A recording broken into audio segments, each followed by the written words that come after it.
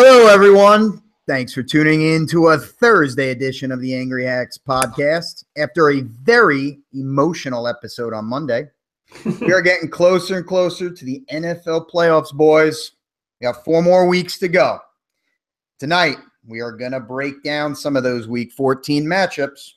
You know, we'll throw some important Fanduel values and must plays, and of course, our weekly picks. Full slate of hacks are in attendance today, everyone. Nunzi here. We also got David Crudy. What's up, man? How's it going? It's going. Michael Hall. I'm here. You're here. That's I'm a ready. good thing. Ready to go. And Stan the man. How's it going, brother? It's going good, man. Pretty excited tonight. We had some podcast the other night, boys. After the firing of Ben McAdoo, or McAdon't. He's gone. Spags steps in. And I think this week is going to be a lot of fun. We got the Dallas Cowboys coming to town. I think the crowd in New York or in New Jersey is going to be insane. I think Eli will get some of the biggest cheers he's had in his career. Ryan, what do you think about this game, man? I know you're pretty pumped up for this one. I'm pumped up. I'm on the Eli train this week. I'm going all Eli, everything. Everyone is behind this guy. Everyone that doesn't even know who it is behind this guy. Spagnuolo is going to be behind this guy. The organization is going to be behind him. They fire the coach. They fire the GM. The playbook now is thrown out the window in my eyes. You're going to see a lot of plays downfield. You're going to see a lot of stuff we haven't seen in weeks. They're going to let him throw the ball this week. I really think that he's going to take shots downfield, a lot of play action passing. They're just going to change things up, and it's going to look a little different this week because the only way, and Spags is a smart guy. We talked about this last week about him having an interview. Now, the only way that he gets to be the coach next year is if they run the table and impressively. And the only way to do that is to take chances. They're taking chances, and it starts this weekend. I think this defense needs to play dominant too. Like they got, and I think they can. Yeah. I mean, we lost a few pieces though. I mean, it's not going to be easy, and guys are banged up like crazy. I mean, it's been all year like that. I heard yesterday Casillas is now out for the season. Yep. They put him on injured reserve. Yeah, so that's another one that bites the dust. Well, what did Mara say the other day? It was the first time in like his life, or since he had to actually look at the players' numbers and their names. Right, he didn't know who was on the field. It's crazy, but you know what, guys? It's across the NFL. I feel like it's getting crazy. It's been one of the worst years. It has. It's been one of the worst years in injuries, and unfortunately, for our team being 2-10, you know.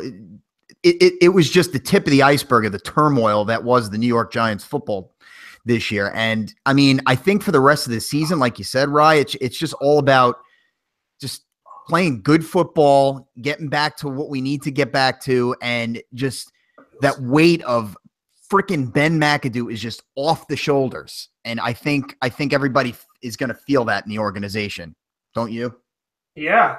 I mean, I do. It's already there. It's already in the organization. It's in the air, and it's just going to be front and center this weekend. How do you, Dave? What do you feel about this game? Can the Giants get a little inspiration and win this game? I believe so. Well, Shepard's injury is a hamstring injury, I believe. Yeah, which he really needs to play. Eli needs another weapon out there. If Rye says they're going to throw the ball down the field, We need all we can get right now. So, and I want Eli to have a great game. I want him to come out. I want the fans to have something to cheer about. I don't want to see Dallas up 14-0 in the first quarter and the place be dead. So, I agree. I agree 100%. Yeah. So I want to see. Hey, listen, we win that coin toss. I want the ball. I want to score. I want to score. Yeah, I want the ball and I want to score. I like that for this game too. Get the ball first. No, I want to just come out. Guns blazing, man. Seriously, I really hope this team actually gets fired up. I really hope they put up a great effort. Dallas is reeling right now. I mean, well, no, actually, no, they're not. I forgot they actually won last week, but before that they were. I don't know how that even happened, how they blew out the Redskins, but whatever. Anyway, but Dallas is, yeah, They could beat Dallas. I mean, and you know what? We need a little payback to get to them after week 1 because we played awful that first game of the season. We did nothing against them. Yeah, that game set the standard for the season because pretty much, yeah, it set the tone of basically they scored 3 points in that game. It was garbage. So those garbage offensive football was really bad. Exactly. So, you know. Guys, I want to run something by you because I mean I heard it a couple of days ago into today. I don't know if you guys saw the team, a lot of players and coaches, everybody seemed to stick by McAdoo and wish him well. But I think that's more of a thing that you have to do. But I don't know if you read or listened to Roger Scramarty. His quote was quite, it wasn't bashing him, but you can sense the undertones of get the hell out of here. You know what I'm saying? Did anybody see his tweet? No, read it. Oh, I don't have it up. I mean, I got to find it. But what do you guys think about them all kind of being behind McAdoo on this? Do you think it's just because they have to do that? I think so. I think that's just something that they might even have a meeting about that where they have to listen, regardless of how you feel about this guy, we can't bash him, blah, blah, blah. So yeah. There's no reason to. There's no reason to. 1 and 2. That's just part about being a professional too. You don't just go out and start, just because the guy's gone, you don't just start going out and bashing the guy, even if you didn't like him. That's just not what, these guys are held to a higher standard where they know they're not supposed to do things like that. So, I really, exactly. You don't have to kick the guy while he's down. Exactly. Yeah. I mean, we already know he did a terrible job and he needed to go. And he obviously wasn't really much of a player's coach. It doesn't seem that way. It didn't seem like the players really were that fond of him. A couple of them were, but he really didn't have the team, behind him. Yeah. So, all right. So I pulled up Roger's Cromartie. I mean, I'm going to read it to you. For me, it was there was an undertone there that it was just get the hell out of here. So he goes, the players look all right. Everyone looks cool. You never want to see anybody lose their job. You never wish that on no man. But at the end of the day, you have to move on. You can't dwell on it too much. If he means something to you, you say your goodbyes and you leave it at that. I just feel like that was a little bit of an undertone, but he did it in the way that kind of saved him from being all over the media. I don't know. Yeah.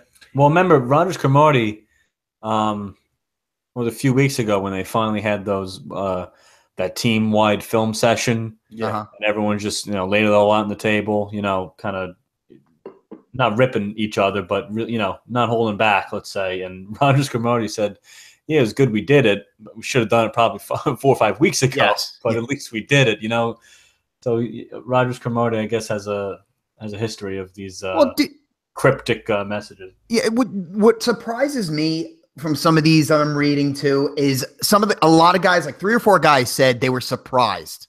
Get the hell out of here. How the hell are you surprised that he got fired? I think that's all fluff, man. It has to be. I really do. Yeah, or maybe surprised that maybe he got fired before the season ended, possibly. But maybe, and you know what? I think the bottom line is, and Dave, you mentioned it, maybe they talk about it, how to handle all this stuff. There's been enough drama. Just no more. Mm-hmm. Just no more drama. The guy's gone. They probably all couldn't stand him. Don't kick him while he's down. Don't say anything to the media about, oh, thank God. Can you imagine a guy in his locker oh, thank God he's finally gone? No more of that bullshit. Move on. Try to ruin Dallas's season because that'll be fun as hell. You play spoil a little bit, and you get to the end of the season, and that's it. Yeah, I mean, you win this. You beat Dallas this week. They're done. They're pretty much done because they're 6. They'll go 6 and 7, and with how good the NFC has been this year, they're done. And the Packers could use that help. Right. All those teams, I need all of them 7 losses as quickly as possible. But Ryan, I'm with you with I think the playbook is kind of going to change slightly, and I do think they're going to throw down the field. Now, unfortunately, we don't really have a down the field type of guy. I think our fastest guy is that guy Tavares King. So maybe he goes on a fly route and they just hit him for a 50-yarder. I don't know.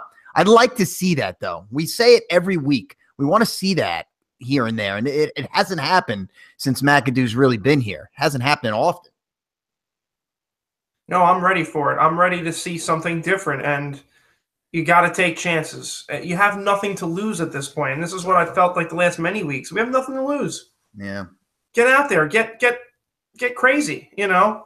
Maybe some trickery, some trick plays. I don't know, little flea flicker, a little half back pass. I don't know. Don't do that when you get on the 5-yard line. They did that 1 week when they had Vereen throw a pass. Yeah. Oh, let's drive down the field and then let Vereen throw the ball. Yeah, that was dumb. That's not a red zone play, guys. No. I like it though. Let's go, man. I want Eli to throw at least 40 times in this game. 40. I think he might have to. I mean, I think Dark was a little banged up too, or he's sick or something. I know he's questionable. It's all right. We got Gallman or Galman. Well, Gallman. I was just going to say, Dave Gallman. He's been limited in practice with an ankle, so really might be a throwing type of game.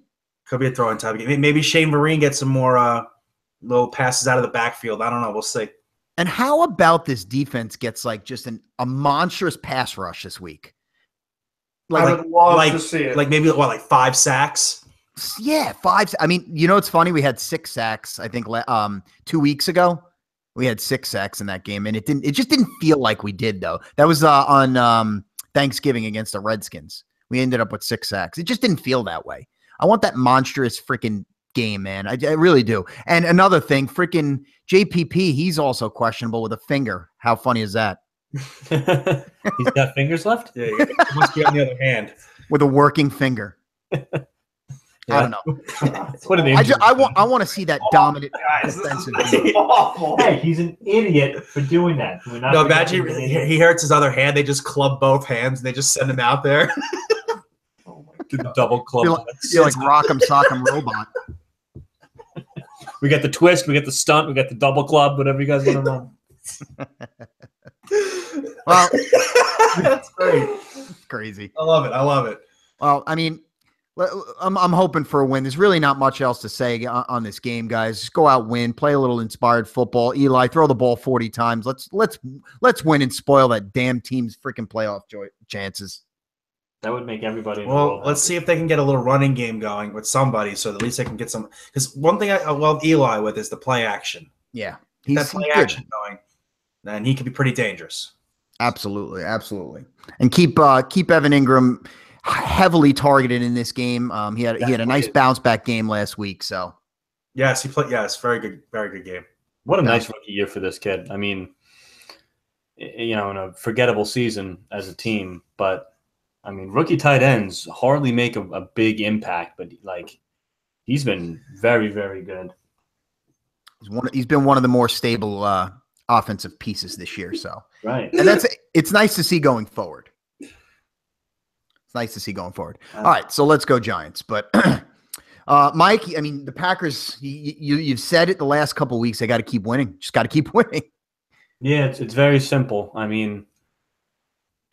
It's the Cleveland Browns, and normally a game like this would scare the shit out of me, because they're winless, and the teams like that could be dangerous even if they suck, and how vulnerable the Packers could be, especially defensively.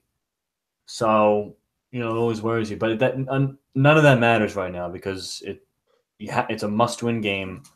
So it's not like they can be lured into a trap or they, nothing like that. But listen, I mean, Cleveland, for as bad as they are, they've been competitive for the most part all year. So and it's in Cleveland, so the Packers aren't going to play well. If Huntley's going to have a game like he had against Baltimore, then it's a game you could lose. So we had some bad news. With Kevin King, who I've raved about all year. Oh, no. Shoulder surgery, out for the year. He's out for the year. Oh, shit. Yeah, put on IR, and we're saving our one more designation for this quarterback named Rodgers. So anyone else going on the IR is going to be done. So that sucks. We're getting that kid Dimitri Goodson back, the corner, who showed flashes at times, but he had that horrific knee injury last year. I don't know if you guys remember that, but he's been out for a while now. He's probably not ready to play yet, but getting close. So at least gives us some more depth at our shittiest position. But But the running game, listen, the Browns are very good against the run. Did you guys know Yes. the best team in the NFL? Against the run. Well, yards per carry. Yep. 3.3 yards per carry the Browns give up. So, Wow. and the Packers absolutely have to run the ball because Brett Hundley cannot win a game by himself. Nope. But we've been very good. So You might have a dual combo if Aaron Jones is a little more healthy. I know he got the one carry. we got one carry. But Jamal Williams is such a beast, man. He's fun to watch, man. Dude, the way he just stiff arms guys and just shoves them off his body, dude, I'm like, holy shit. Like, this guy he is tough. Like, I really like him. It's more than stiff arms. It's like Marshawn Lynch. That's what I'm saying. It's like just shoves. The way he just shoves guys off of him. It's almost like it's offensive almost. And he doesn't really look like a really big guy either, but he's just really tough and strong. I like him a lot. No, and he's a perfect runner for our offense, and so is Jones. You might have found your backs for the future. Right. Well, listen, that's why we drafted him. We Yeah. even drafted a third guy who you guys really haven't seen. He had one carry this year and fumbled. Devontae Mays. So, and listen, getting Ripkowski in there. Nuns, you know about Aaron Ripkowski. Sure do. Boomer Sooner. And listen, and Jamal Williams he said, anywhere Ripkowski goes, I'll follow him. Like it's that simple. And it's a little old school feel. I mean, we have 2 fullbacks on our roster. And Joe Carriage is healthy. You could see some full house formations, the old 3-back full house formation with 2 fullbacks and either Williams or Jones. But listen, we're not an explosive offense anymore. We have to grind these games out, and the Browns, that kind of fits their game too. So the Packers have to play very well to win this game. So we'll see. I mean, Rodgers is looming. We all know that. We talk about it every week. He's running scout team offense in practice this week. So at least the first team D is facing Aaron Rodgers in practice. So you hope, that can only help, I would think, instead of Joe Callahan. Nothing against Joe Callahan, but he's not Aaron Rodgers. So, we'll see. I mean, sacked Winston 1,000,000 times. The pass rush looked really good.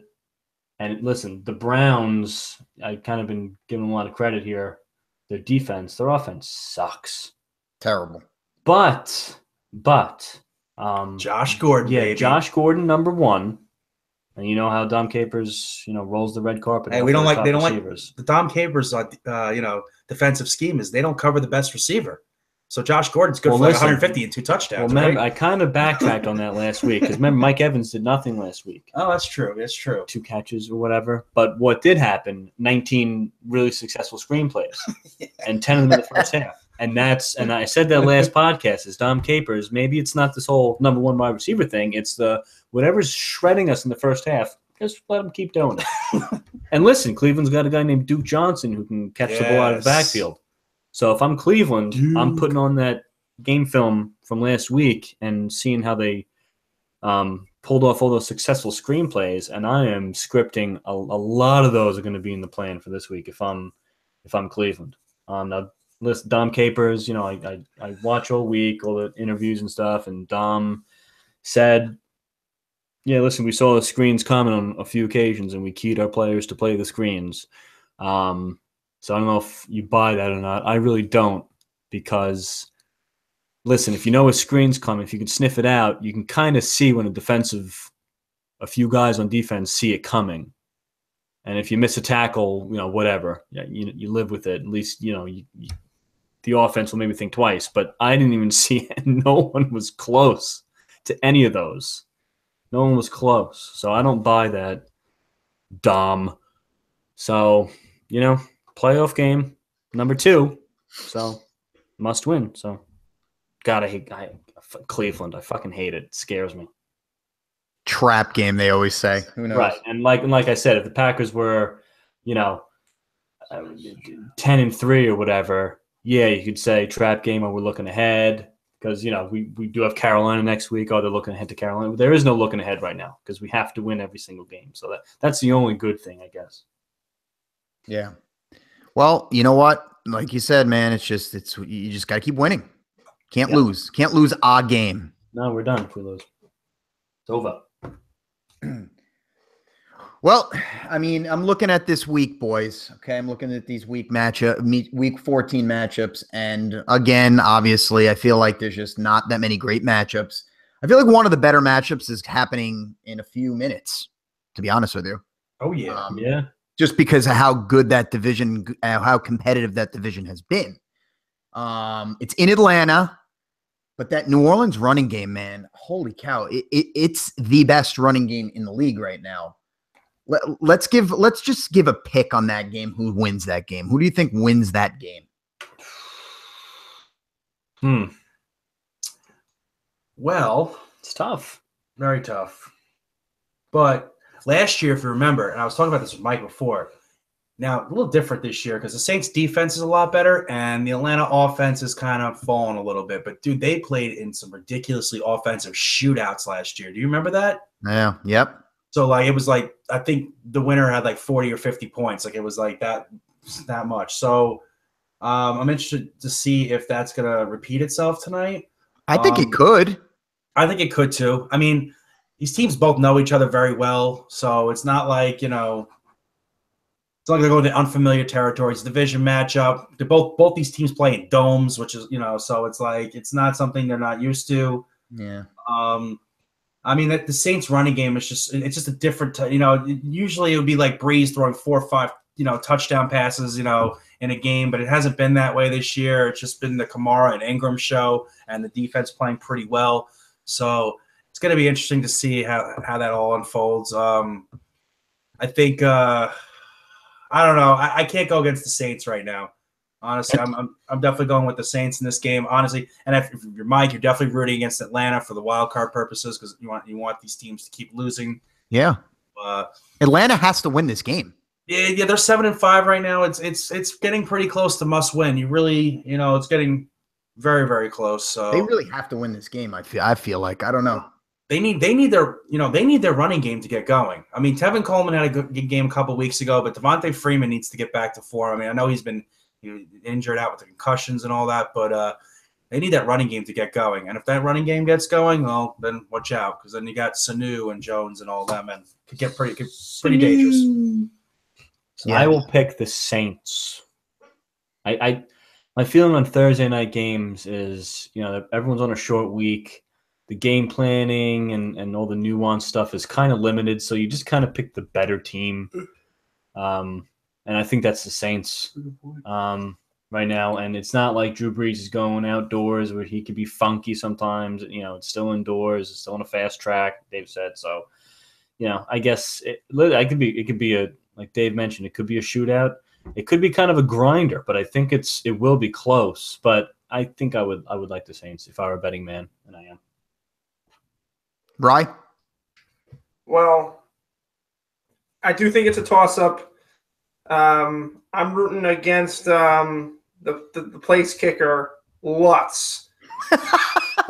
And that's it. Like that's all that matters right now. It's fantasy football playoffs.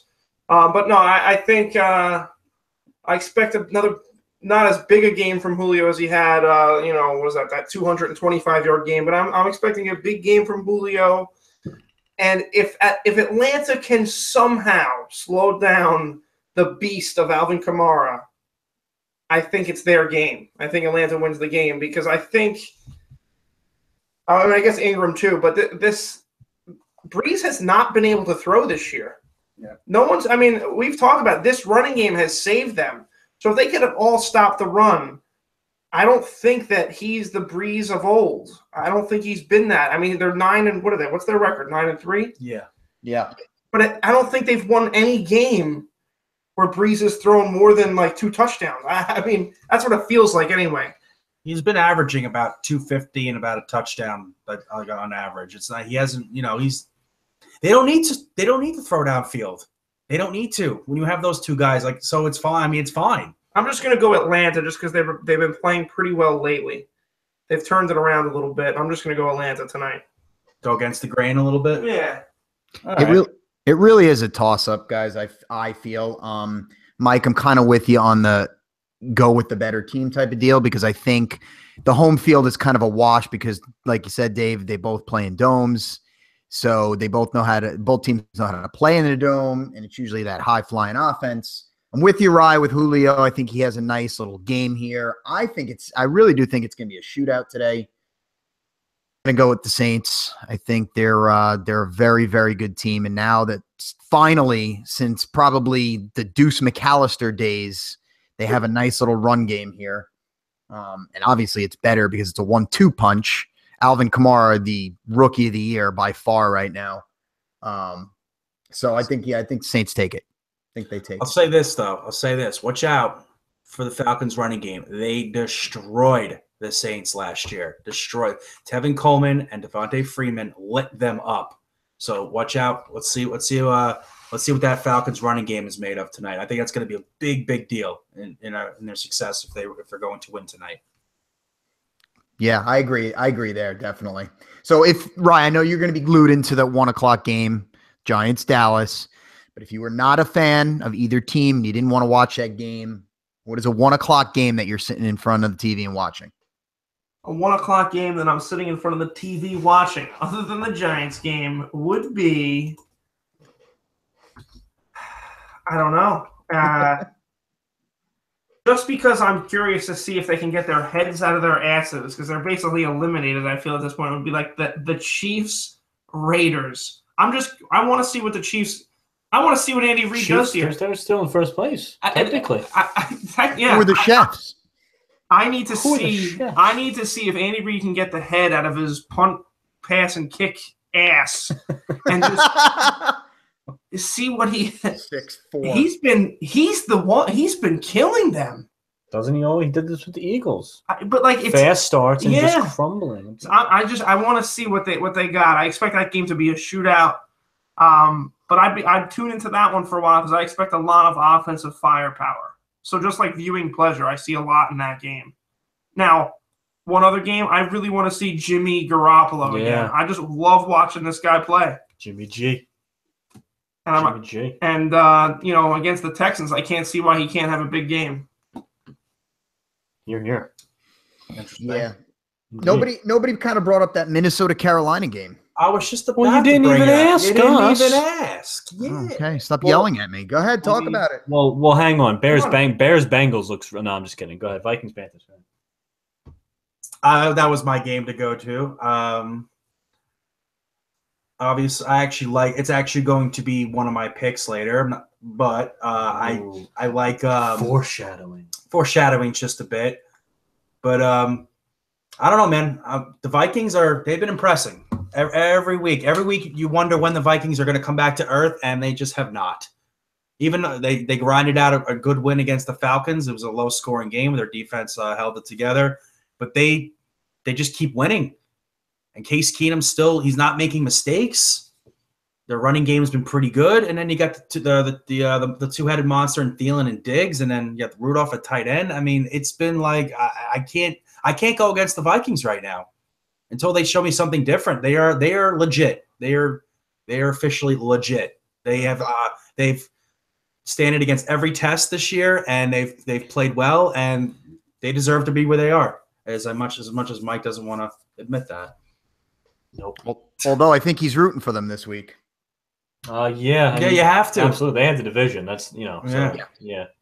Carolina needs to start losing. So does Seattle. Thanks, Philly. Yeah, I mean, so I love the Vikings right now. The team's been very solid. And it's funny because they've been, they come out and they draft an awesome college running back in Dalvin Cook, and then he goes down. Mm-hmm. True. I mean, they just kind of fill it in with McKinnon and Latavius Murray, and they've been pretty solid. I will say that. Funny thing is, they didn't even give Latavius Murray a chance. I mean, Dalvin Cook won the job, which deservedly so. Dalvin Cook was great.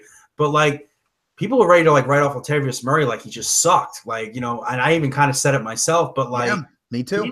He really did not even get a chance. And once he's been out there, he's been good. Yes. He's getting close to 100 yards every game. McKinnon catches balls out of the backfield. He gets a few carries here and there.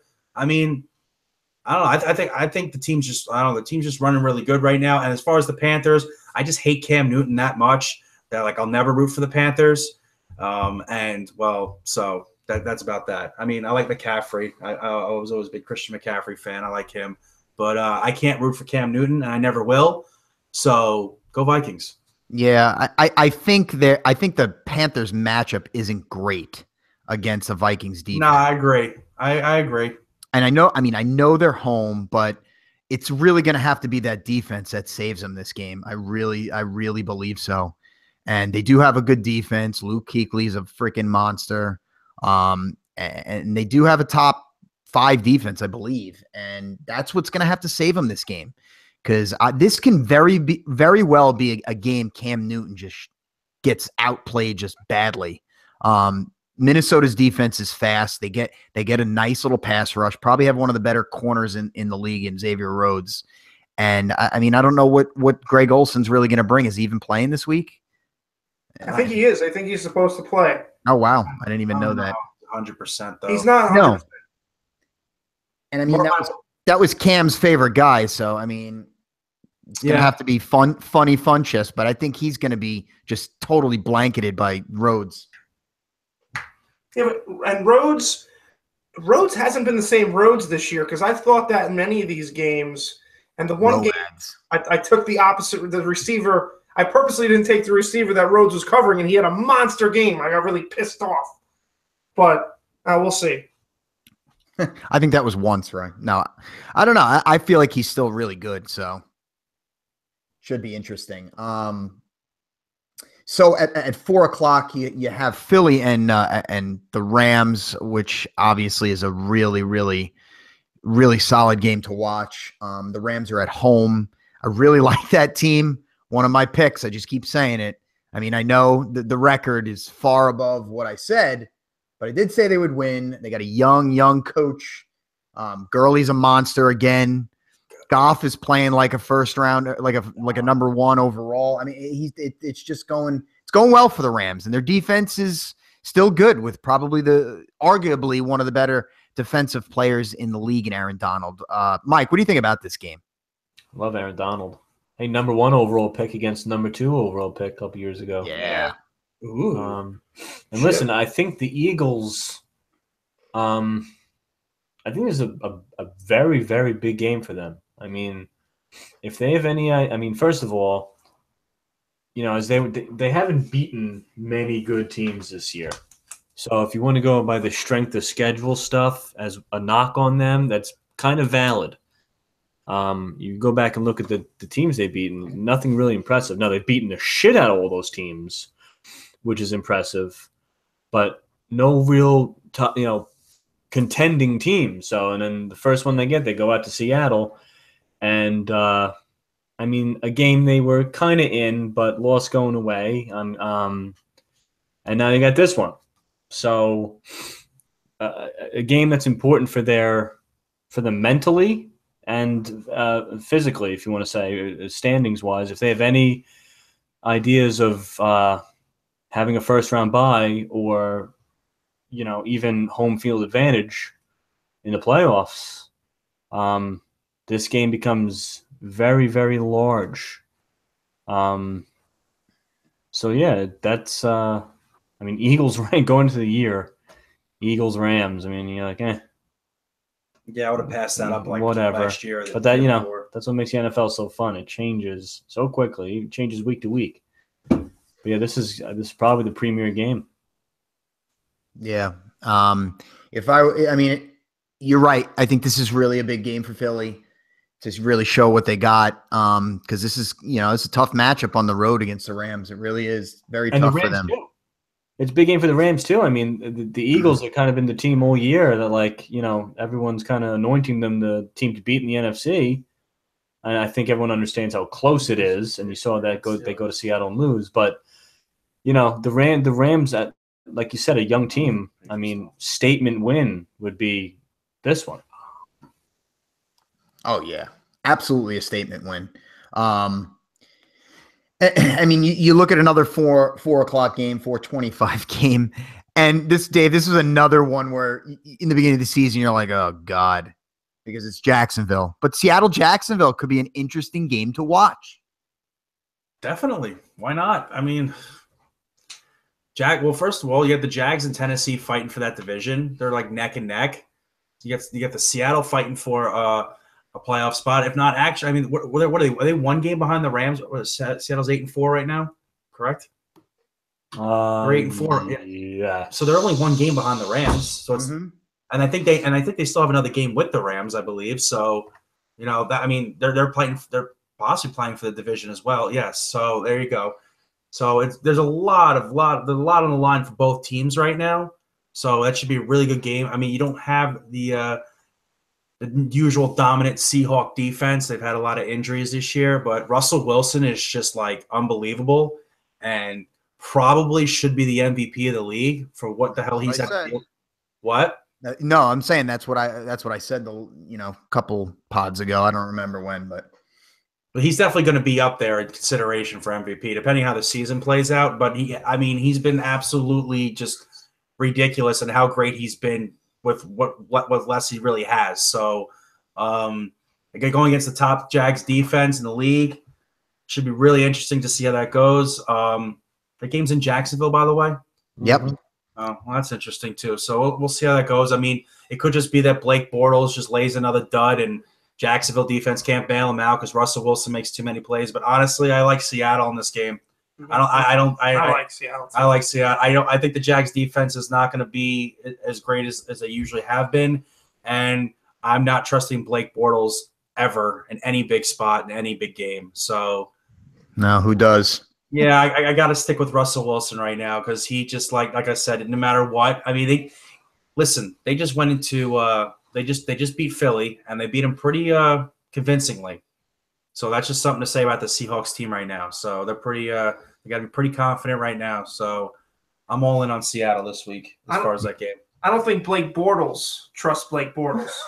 Like I so agree with Dave here. I love Seattle in this game. I just don't see them doing this every week, and they've done it every week. So this is the week they don't. I don't think their defense – they'll play okay, but they're not going to be lights out because, like he said, Russell Wilson could be the MVP at this point. Did you guys happen to see the video of him walking into a restaurant after the game last week? Who's that? What? Russell Wilson went out to dinner after the game last week. No. And the whole place just stopped, looked, and started cheering and going bananas and clapping for him like God just walked in. Really? Because obviously he's beloved there, and they won a big game. But it's this guy. He's so good, and I see the Seattle beating this Jacksonville team this week. And little side note: Rye Lutz 34-yard field goal. Oh, dick! That's only 3 points. Bang. And Mike, I don't know if you want to hear this, but Kamara, possible concussion. Ooh. Really? That changes the game. At least you got to buy, right? Week, but all right. What do I know? I'm just reading tweets. No, I'd be screwed. I'm just reading tweets. By the way, you talk about Blake Bortles. Has anybody followed that Bortles Twitter account? Oh, it's hilarious. Oh, it's the best. It's the best. It's one of the best follows. What's it called again? Not Blake Bortles, yes, or Blake Bortles didn't do this or something fun. It's so good. It's so good, guys. What is it? No, it's Blake. I think it's just Blake Bortles facts or something like that. Oh, right, yeah. Yeah, it's just Blake Bortles facts. Yeah, and the one from a couple weeks ago was Blake Bortles has never been benched for Geno Smith. Yes. This one's good too. Blake Bortles and Tom Brady have combined for 5 Super Bowl titles, 4 Super Bowl MVP awards, 12 Pro Bowls, and 2 NFL MVP awards. That's great. Oh man, you got to follow it. Blake Bortles facts. You got this is one that was this week too. You ready? Blake Bortles needs 2,925 passing yards on Sunday to set the NFL record for most in a single season.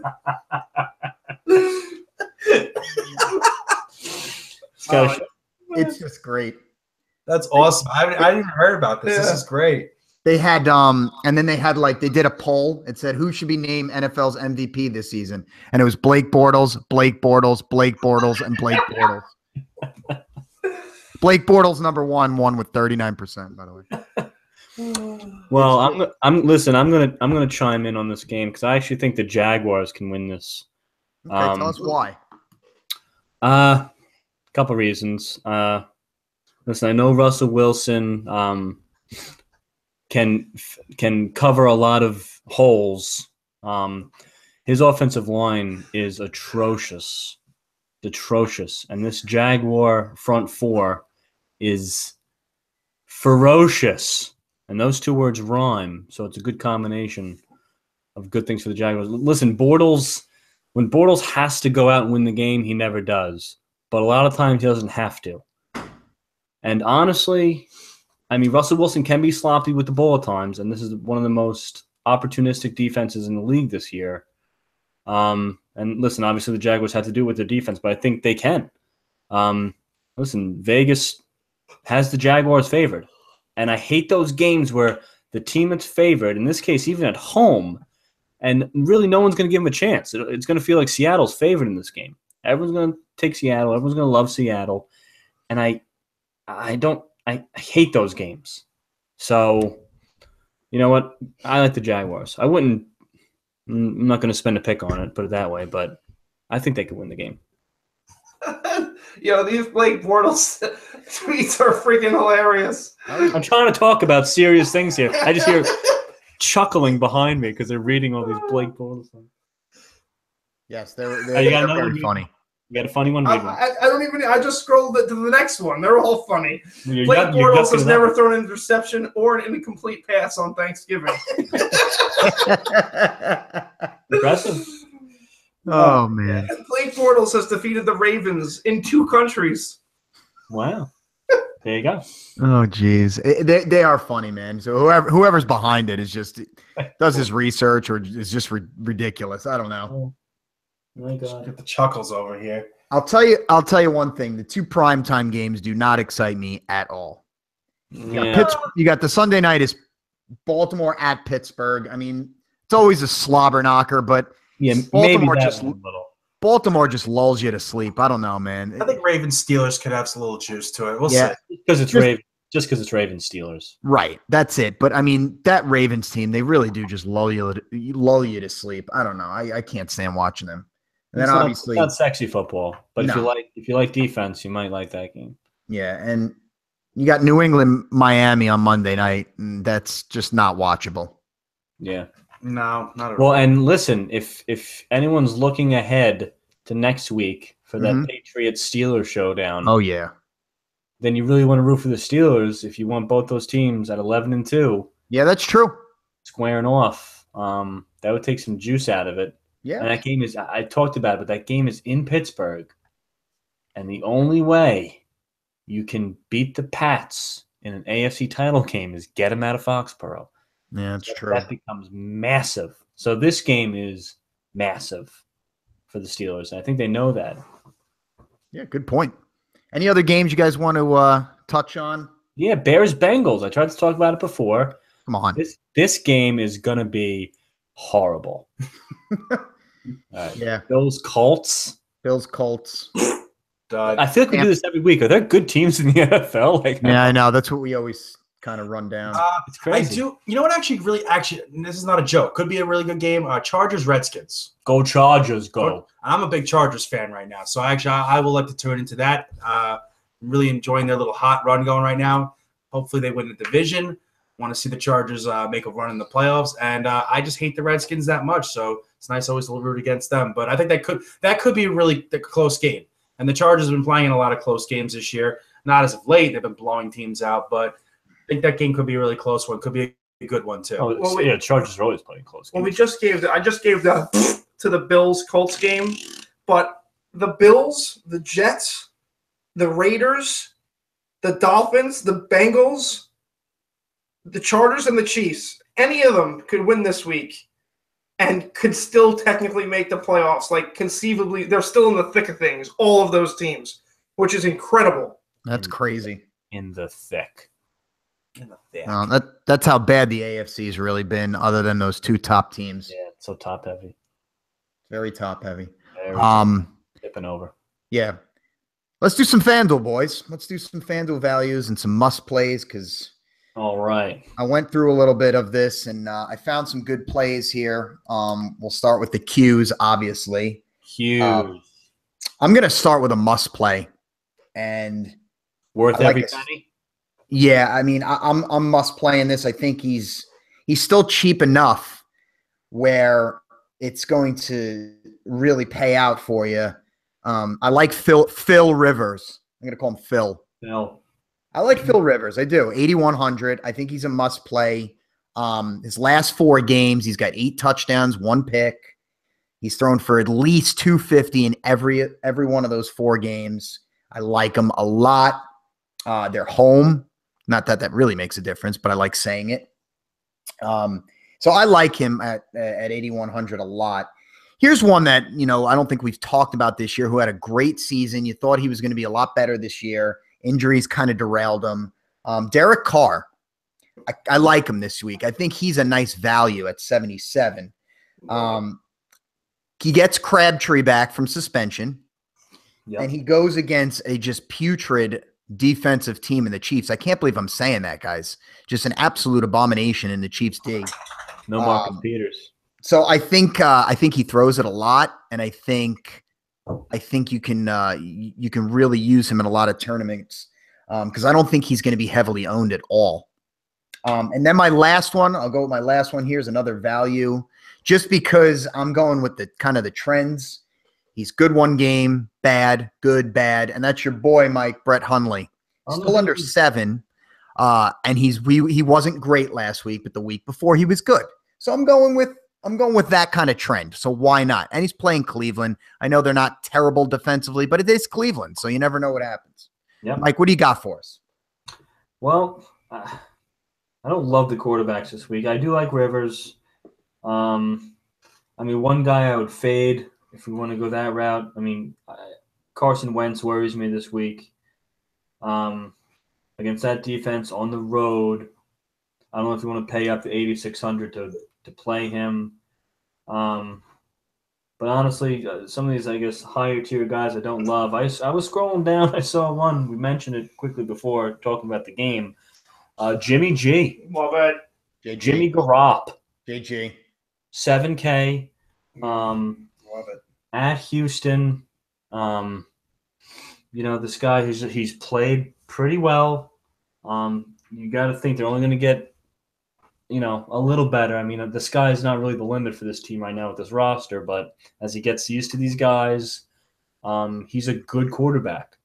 So I would roster Garoppolo on a few things for sure. But that's all I got for quarterback. Okay. Ryan, I know you're itching for this one. Well, I got to go with the value play of them all, and that is Eli Manning at 6,000. Let me just tell you the names that Eli is next to on the Fanduel list, because 6,000 is the lowest you can be. So if you scroll all the way down to the bottom, he's there, sandwiched in between Joe Callahan and Mark Sanchez. How about this? Can I jump in real quick? Yeah. He's less than Nathan Peterman. He's less than Teddy Bridgewater. Who's not even playing. Hasn't played a snap in 2 years. He's less than Jake Rudock, who's averaging -0.04 of a fantasy point a week. So ridiculous. That's ridiculous. He's less than guys that are on IR, like Carson Palmer. Paxton Lynch. He's less than a hurt Paxton Lynch, for Christ's sake. So and here's a little note about Eli that I heard this week.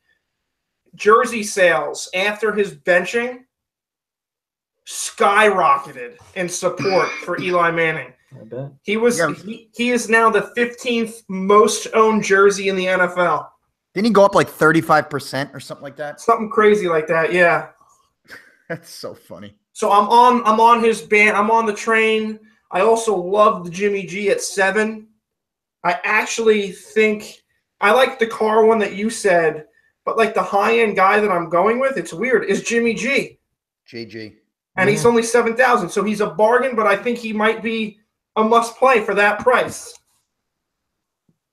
And then I'm just going to jump. Oh, you got to go, right, Dave? Yeah, I don't got that much for quarterback. I'm going to stick with what I said before. I guess my high-end guy, because actually Wentz is the only one he's 8,600. That's the most expensive quarterback we got on the slate right now.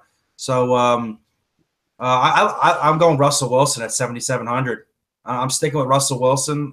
Don't care if he's on the road. I don't care what defense he's going against. The guy's been solid. He puts up numbers. He'll still get you a rushing touchdown. He'll get you 20 points no matter what. And he's going to be low owned this week because everyone's going to look at that Jacksonville D and be like, no way. Exactly. So I'm loving Russell Wilson. I liked Phillip Rivers too. Definitely high on Phillip Rivers right now. As far as the low end guys, how about Blake Bortles at 7,400? Blake. I mean, you know what? You were Was that serious? Hilarious. I'll give you a fact. Blake Bortles the last 2 weeks, over 23 fantasy points each week in the last 2. That's a hot streak, boys. Against that reeling Seattle defense, I don't know. Blake Bortles might be a sneaky pick. No. He's only had 2 weeks under 10 fantasy points this year. Every other one, he's been solid. I still like. Hold on a minute. I still like possibly like a low end guy. Now I'm actually being like serious here. He's been pretty good the last 3 weeks, putting up these. Oh, you gotta be kidding me! You got a phone call. Yeah, my wife. Yeah. Sorry, people. Blaine Gabbert at 6,600. So I still like that as a low end pick. Tennessee doesn't have that great of a defense. They're home in Arizona. Him and Fitzgerald have been hooking up like big time. So that's another low end play if you want to play. I like Blaine Gabbert. And you know what, Dave? Yeah. Back to your Russell Wilson play, and I'm going to connect it with Blaine Gabbert. I wouldn't be afraid to play Russell either. Blaine Gabbert scored 18.34 fantasy points against Jacksonville's D. So why not? Blaine Gabbert can do it. And he did that while fumbling twice. Correct.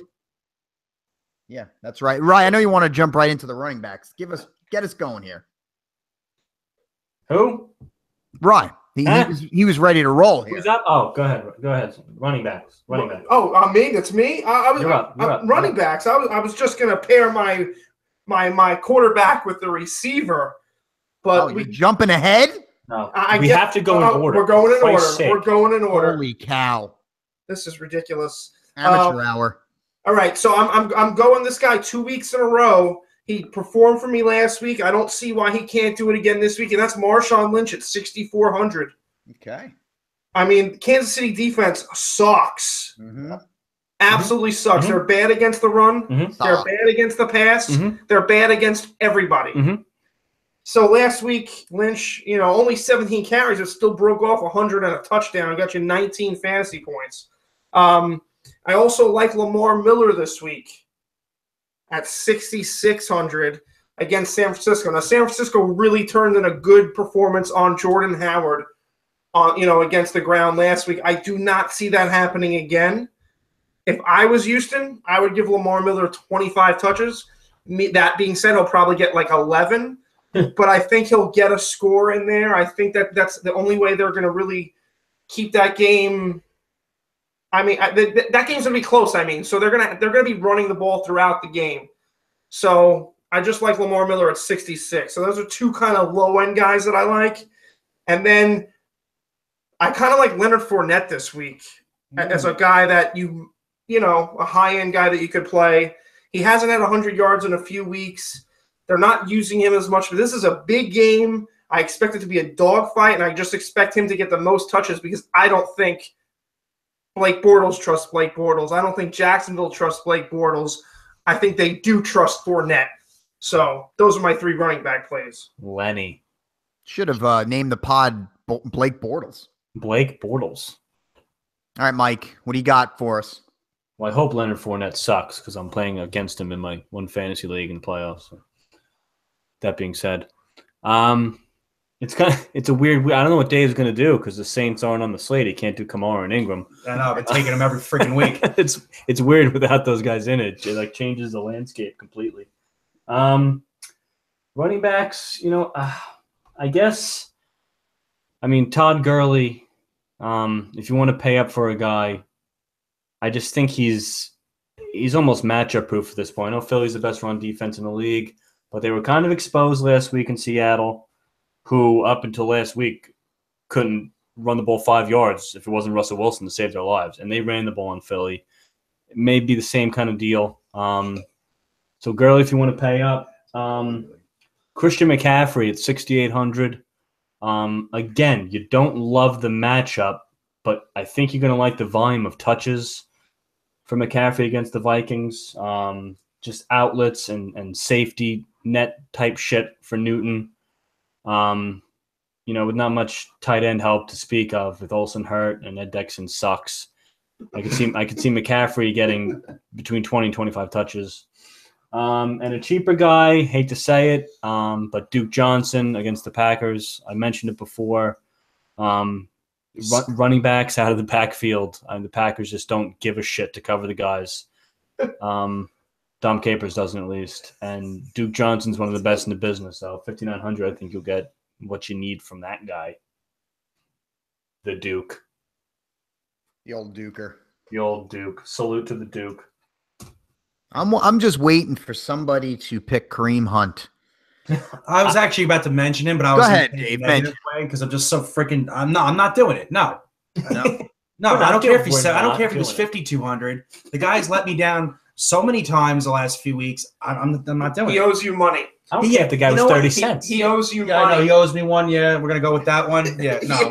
He owes me about 7 weeks worth. Yeah, he owes me like 6 touchdowns and about 500 yards. That's what he owes me. But this is an example of Andy Reid's stupidity. Last week he had 40 yards. It's not a lot of yards. Only 9 carries though. Yeah, I know. They're not really using him. Use him. 11 carries a week before, 18 against the Giants, only 9 against Dallas. So he's not. But listen, and we know Andy Reid's track record. I would be really, really worried that would continue. Yeah, I'm not touching him. And I suggest anybody who's listening, do not touch Kareem Hunt. That's just I just can't go with him right now. All right. So let me look. I'm looking at these running backs right now. On the high end, not really seeing anybody that's really sticking out to me. Yeah, you could go Fournette, Gurley. I mean, Melvin Gordon could be interesting this week. Kind of like him. Like I said, I'm not really too big on the Redskins defense. I think they pretty vulnerable. They're on the bottom half of the league against the run. So Melvin Gordon could be a decent pick. You know which one I do like, and he's really cheap. If Joe Mixon doesn't play because he's not practicing right now with the concussion, Giovanni Bernard is 5,100. Love it. Yep. And Chicago's defense isn't bad, but they're like run of the mill. It's not like, and Bernard catches a lot of balls. Very interesting. I think that could be, if Joe Mixon does not play, there's no Jeremy Hill. He's out for the season. I love Giovanni Bernard at 5,100. Love it.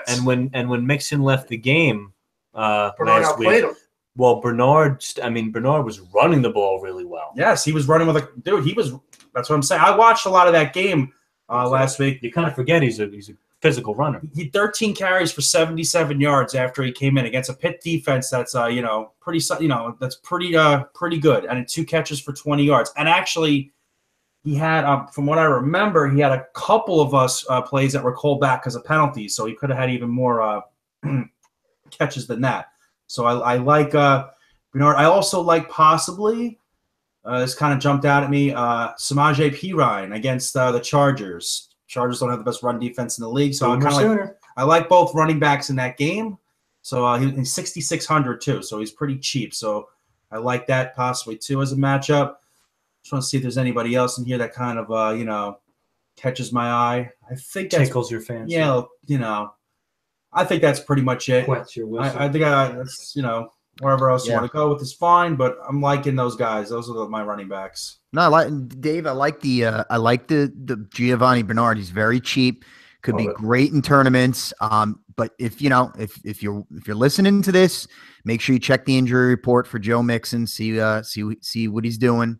But if he's out, great value at 5,100. Yeah, and if you want to stack, depending on how you're making your team, if you're stacking high at receiver, or quarterback, or tight end, that could help you save some money taking a guy like that. And I won't say that he's going to be low owned because people are going to know that he's out, Mixon. But, he'll probably, still, though, you're probably still going to get him at like 15, 20%, which is not that bad. And hell, even if Joe Mixon plays, it's not a bad play to play Bernard at that price. 5,100 is like. No, I know. It's really cheap. Nickels. And then he's low owned, and he's been, they'll give, because Joe Mixon's not going to be 100%. Right. The fact that he's not practicing right now and it's a concussion issue, I really doubt he's going to play. Yeah, and it's Thursday already, so. Right. When I looked at the running backs, guys, I was hard pressed to find any values that kind of, I'll use it, tickled my fancy. Wet your whistle. Wet my whistle. So I kind of looked at the top, and LaShawn McCoy sitting there. I know he's 9,000, but he's playing the worst run defense in the league in Indy, and that team is based around LaShawn McCoy and that rushing attack. So I mean, feed him 20 plus times, and I think he'll do something special. So I might, if I'm gonna really go high, I might go him. And Mike, I'm with you on Gurley. Think he's matchup proof. I know Philly's number 1 against the run, but the guy does so much. He catches a lot of balls out of the backfield, and he's just a really good runner. And that offensive line for the Rams has been playing out of their minds this year. So I like that. Let's move to the wide receivers. Rye, you can go right after me because I think we're doing a little stacks here, and I love stacks. Stacks are my favorite. You can get double the points, and I think there's a couple of really nice stacks that are not too high. My first one, since I picked Rivers, you got to go Keenan Allen. I think you have to stack him with Keenan Allen. I mean, he is 84, but oh my God, is that guy a target monster or what? And I know you don't get points for targets, but targets lead to receptions. So I think you got to stack it up there. And I'm also stacking Crabtree with Carr. No Amari Cooper, I don't think. And Crabtree's only 7,100. So I feel like that's a nice cheap stack for you. And if I were going to pick a nice value play, Mike, I'm still on him. I'm going to keep picking my value boy, D.D. Westbrook. Yes. DD. I mean, he's jumped up a few dollars, but he's still 5,200, and he's getting better each game. He had, I think he had like, he helped me win money last week. Yeah, he had like 11 targets, a couple catches. He had like 10 or more points or something like that. So I think maybe he scores. Marquise Lee's banged up too. So I think he scores a touchdown this week against Seattle. From Blake Bortles. Rye, what do you got? Who's your stack? My stack is the Jimmy G with Marquise Goodwin. Woo, doggy. Now, Marquise Goodwin has fallen into a little bit of shit here, having Jimmy G. And last week he had 8 targets thrown to him, 8 balls thrown to him, 8 catches. That's 100% success rate. So I'll ride that rate into the Houston D, which is pretty banged up and hasn't been good against the pass all year. They suck. And you're saving money here. 7,000 for Jimmy G, 57 for Goodwin. Now my other wide receiver plays were Crabtree, like you said, it's 7,100. Love it. And I think that was it. Yeah, I just had those 2 guys. Those are the ones I was going to say. But like, you have to love Keenan Allen, like you said. He had 14 targets this past week, 14 the week before, and 13 the week before that. And every single one of those weeks, more than 10 catches. It's amazing. He's on a streak, man. And then really, I mean, if you're going to think that Oakland KC game is going to be a shootout, you got to kind of look at Tyreek Hill as well at 7,800. Yeah, you can do some special things. What do we got, boys? Anything else? Well, just for starters, hey, Rod, you mentioned Keenan Allen's targets. Last 3 games, 14, 14, 13. Oh, really? Yeah. So guys like, target monster. What? Nothing. You said that, didn't you? Yeah, I just said it. Did you really? Yeah, he did. You must not have been paying attention then. I wasn't Paying attention. Well, listen, people say it, you know it's important. Because I was looking at that and I wanted to say it, and then I was like, look, and then I'm looking at these receivers and Ryan, like listening to Ryan talk. Wow, I'm a little tired too. Okay, whatever. Moving on. Okay, so I love Larry Fitz, 7,600. Got a good chemistry with Gabbert there, so always love Larry Fitz. One of the low end guys I like because he's so sneaky good is how about Jermaine Kearse on the Jets, dude? Look at that, 6,300.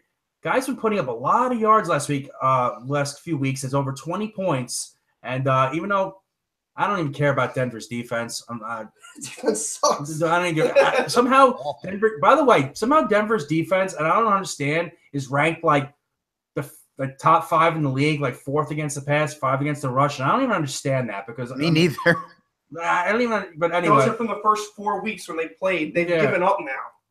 but yeah, no, I love Curse. I love. Let's see. I'm trying to see who else. Like, is anybody that's actually sticking out to me really?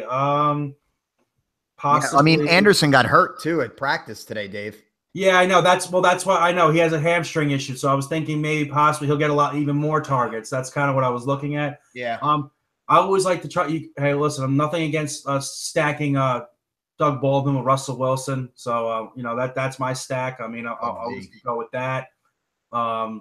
Just see that might be anybody. Oh, and how about hey, love the guy I always like, and they seem to be having a good chemistry together ever since Woods went down. Cooper Kupp. Cooper Kupp, yeah, 6,400. Cooper Kupp. Cooper Kupp. Yeah, Cooper Kupp. You like Cooper Kupp? So there you go. There's my receivers. Receivers. Oh, by the way, did I mention Keenan Allen's targets yet? I think he had like 14, 14, and 13.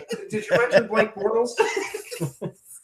Yo, quickly before Mike goes, you don't have this guy on your list, do you? Who's that? That one? Mike Evans? Do you have him or no? Yeah, I do actually. Let me see. Mike Evans. I just got to say something about Mike Evans. Now, this guy has not had 100 yards this season, I don't think. Nope. And he is a very good, talented wide receiver. And his money, which started, I think, the season in the 9,000s, is now at 7,300. And eventually, he's going to have that 100-yard game with a couple of touchdowns. And if you're just, if you want to take a gamble, put him in there this week. And the Lions suck. Exactly. The Lions suck. They're not great. And they're bad against the pass. They have a better run defense. So just watch out for Mike Evans. Watch out for Mike Evans. I had Crabtree down too. So I guess if 3 people said it. Everybody's got to play him then. Yeah. If you're listening, you have to play Michael Crabtree. He'll have his chain back on. He'll be ready to go. No Talib to rip it off. I have one high-end guy. He's the most expensive guy on the slate, DeAndre Hopkins. We mentioned Gurley being matchup-proof. DeAndre Hopkins is quarterback-proof. I could play quarterback for the Texans. Bill O'Brien could jump in there and play QB, and Hopkins would probably end up with like 6 for 80 and a touchdown. So, yeah, he's the most expensive guy. But, I mean, he's been so consistent. He's had one single-digit output this year. And he even had a touchdown that game. Just didn't have many yards. So against Cleveland. Yeah, he's the most consistent in the business, no matter who's playing quarterback. And Savage actually likes him the most, and that's clear. So right. I like Hopkins. I like Crabtree, like I mentioned. We all like Crabtree. So I guess I'll jump into tight ends. Tight ends, like none of you hate them. Mm-hmm. And when you have no Gronk, but I think it's a pretty good week to pay up for Kelsey. 8,000. We talked about that game flow.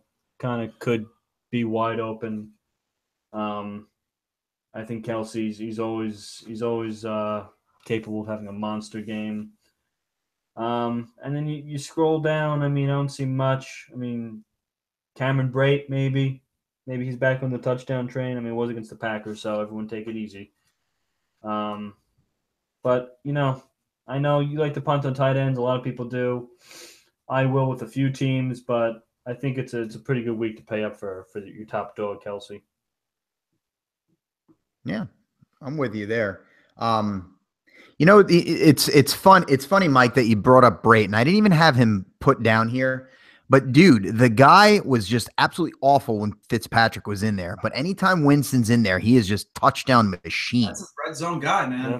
That's his boy. So you're right. I mean, you could take a flyer on that guy. He had 2 catches last week. They were both touchdowns. Yeah, and he's only 5,400. Why the hell not?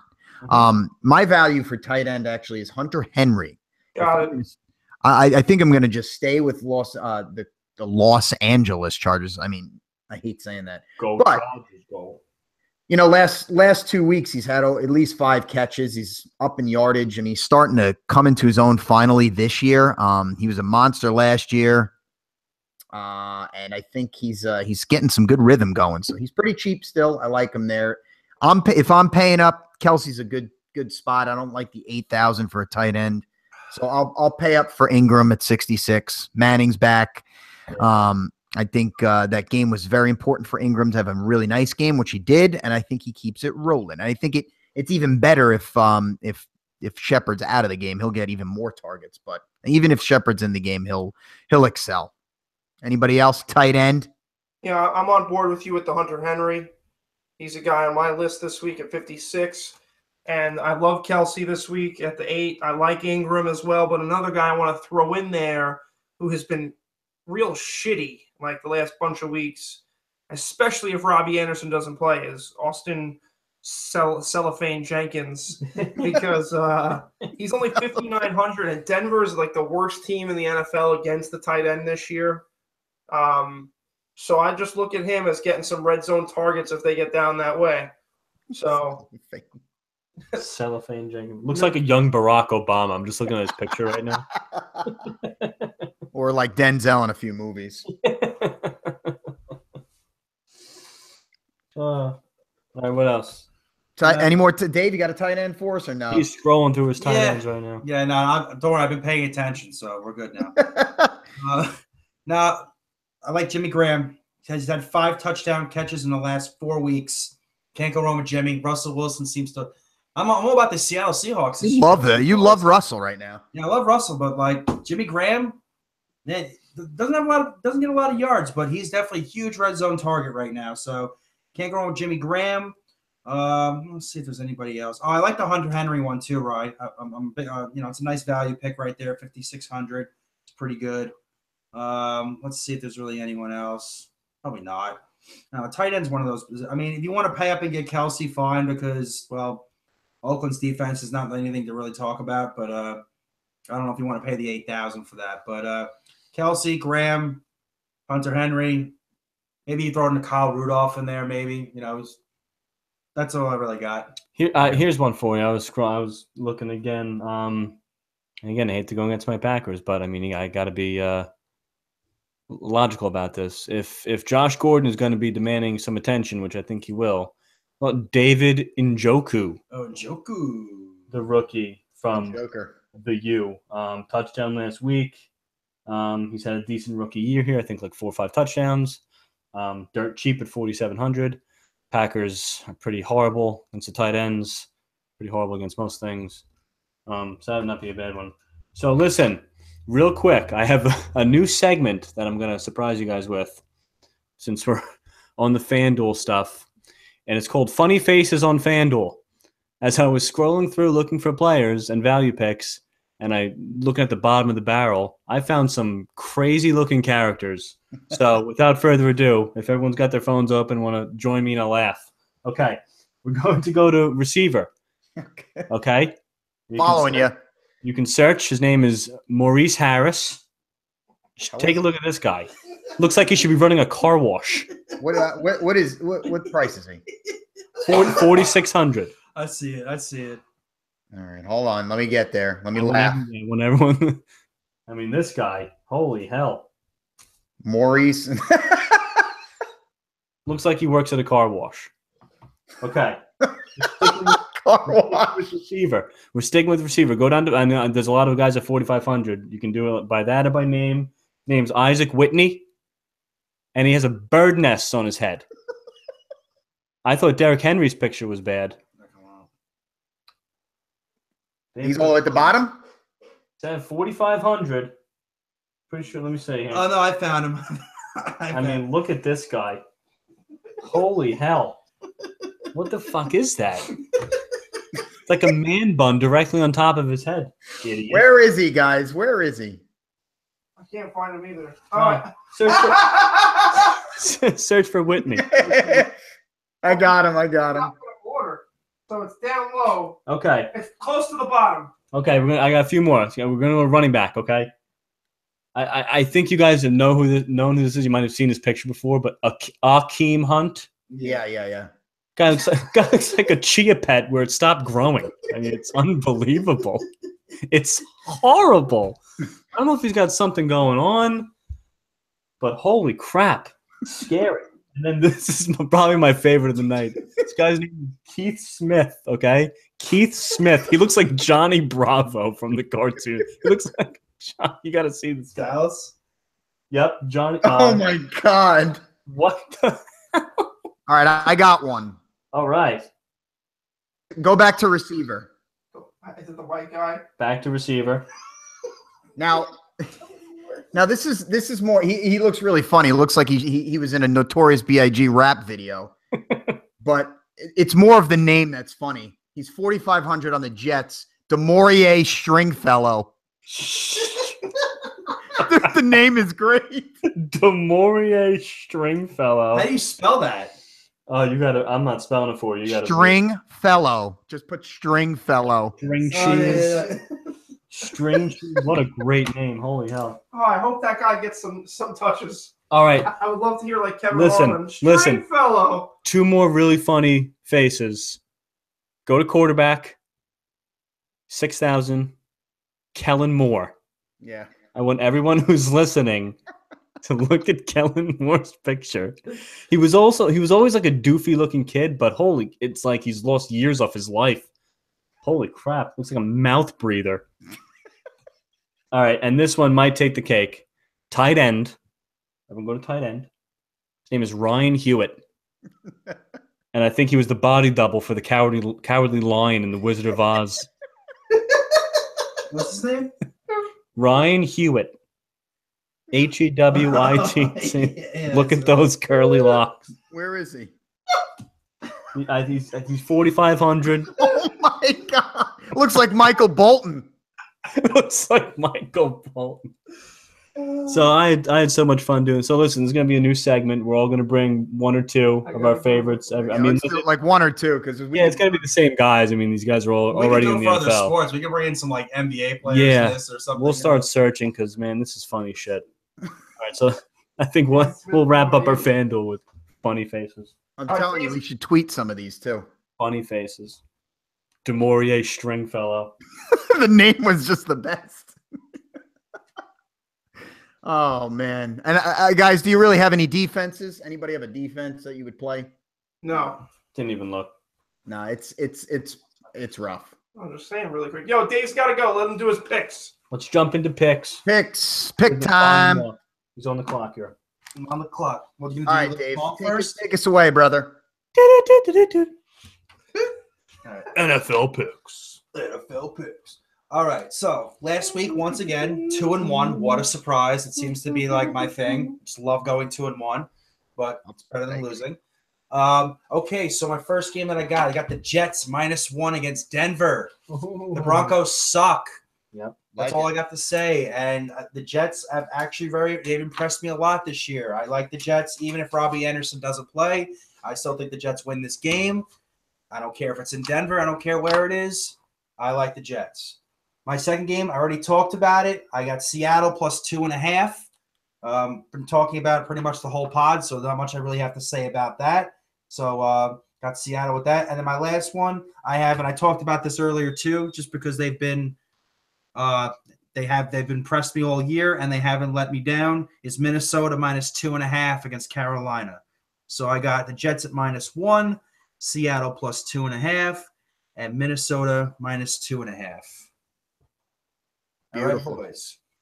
Gentlemen, I have to head to work, but it was a pleasure. I will talk to you on the next pod. Thank you, David. Take it Thank easy, you. brother. Take it easy. All right, who wants to go next? I'll go next. I'll go quick. Last week, I just had to say first, I covered with the Cleveland Browns. So I got the worst team in the NFL out of the way. Let's get the next two worst teams out of the way this week. I'm taking San Francisco +2.5 against Houston. Jimmy G all the way.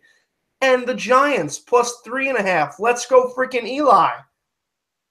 And then lastly, I have the Rams -2 against the Eagles. Very nice. Mike? All right. Did you take the 49ers? I did. I did. I'm taking the 49ers as well. I think they should probably be favored in this game. I agree. So getting them at what, +2.5 Yep. Mm-hmm. is Seems like stealing candy. So I like that one. I like the Chicago Bears. Give me the Chicago Bears. Wow. Plus 6.5 at Cincy. No Vontae's perfect. My dog's shaking up his ears here, pissing me off. No perfect is a big deal, and Chicago's been kind of competitive. So I think it's a nice number to get them. And I like the Tennessee Titans this week at -3 at Arizona. I just think they're better than Arizona by more than a field goal. So I like 3 roadies, 2 road doggies. So give me Chicago plus 6.5, San Fran plus 2.5, and Tennessee -3. Well, I chose to throw them at you guys because I kept hearing my plays. So you've heard all 3 of mine already. Ooh, okay. And I'm just gonna. It's funny. I guess great minds think alike this week. We're all gonna win some. So I went. Dave talked about it before. I like Minnesota -2.5 over Carolina. Same kind of reasons he does. They're very hot right now. They look good. Both sides of the ball are probably top 10 in both sides of the ball. I just like them. I like them. I'm taking them. Both of you guys picked the Niners. I'm with you. I'm on that train as well. Plus 2.5. Houston. Tom Savage blows. I think the Niners D plays a little bit better today. I like the Goodwin Garoppolo stack that you said, Rye. So I like them at plus 2.5. And I'm also taking what Dave took as well. Seattle. I just like it. I don't know why I like it. Russell Wilson probably plus 2.5 over Jacksonville. I took all 2.5s, guys. All 2.5s. So Minnesota -2.5, Niners plus 2.5, Seattle plus 2.5. Very nice. All right, before we head out, guys, final words. Yeah, beat the Cleveland Browns, or I'll be really fucking disappointed. Packers. Go Giants. I have a quick little story. So I met some people from England last night, and I want to know what you think of this, Rye. So you know how like we that Chuck Norris thing about like all the crazy Chuck Norris stuff, and you would say like Yeah. Horses are hung like Chuck Norris because in America we for like if you have a huge member, you're hung like a horse, right? Right. So I don't know how it came up, but this woman in this awesome accent was talking about a man, I won't say who, and she goes, is he hung like a donkey? And I died. I said, in America we say hung like a horse. So she's like, hey, even better. And it just cracked me up. And I just wanted to share you that story real quick. You meet the best people, right? Oh, it was a fun night. But let's go Giants. Let's go Giants. My last words, beautiful, great Rangers win the other day against Pittsburgh. Very telling win by them. And let's keep it rolling against another team we hate, Mike, and that's the Washington Capitals tomorrow. So let's keep it rolling. Rangers playing well. And yeah, hope you guys enjoyed us tonight, and we had a little fun. Mike, I love the new segment. We'll just continue that. Yeah, every late in the week pod. Guys, but it's fun to do. I got one ready for next week. Absolutely, Stringfellow. So, guys, just make sure you're following the Angry Hacks at the Angry Hacks on Twitter. Maybe we'll start tweeting some of these funny faces. Who knows? And also SoundCloud, iTunes, YouTube, everything. Watch our episodes, and please give us a review on iTunes. We love seeing it. We love hearing from you. We'll be back next week after a nice weekend of football, basketball, hockey too. Watch them all. Can't get enough of sports. So, guys, have a great weekend. We will too, and we'll see you next week.